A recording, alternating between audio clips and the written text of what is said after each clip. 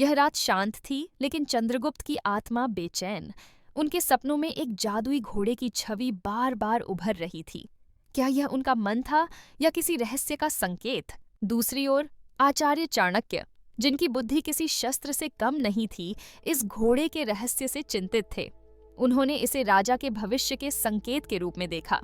और वह घड़ी आई जब एक बूढ़े व्यक्ति ने जादुई घोड़े को लेकर दरबार में प्रवेश किया। हर कोई उसकी ओर हैरानी से देख रहा था। यह घोड़ा साधारण नहीं था, उसकी आंखों में रहस्य झलकता था। भविष्यवाणी का संकेत दे रहे थे। बूढ़े ने कहा, यह घोड़ा श्रापित है, लेकिन यह राजा के भाग्य को बदल देगा।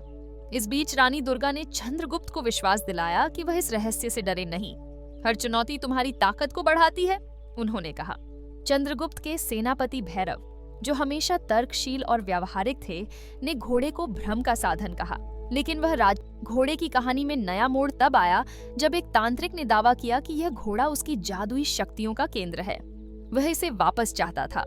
चाणक्य ने घोषणा की, तांत्रिक के श्राप को तोड़ने का एक ही उपाय है। यह घोड़ा तभी मुक्त होगा जब राजा इसे अपनी सच्चाई दिखाएगा। चंद्रगुप्त ने घोड़े को सच्चाई दिखाने का साहसिक निर्णय लिया। घोड़े ने अपना श्राप तोड़ा और अपनी शक्तियों से राज्य की रक्षा की। घोड़े की खूबसूरती अद्वितीय थी। उसके सुनहरे और चांदी से बने हार्नेस की चमक देख हर कोई सम्मोहित था, लेकिन उसकी आंखों में बेचैनी और क्रोध झलक रहा था। यह चुड़ैल की काली ताकतों का असर था। काले धुंध ने घोड़े को घेर रखा था और हर कोई समझ गया कि वह अब चुड़ैल के वश में है।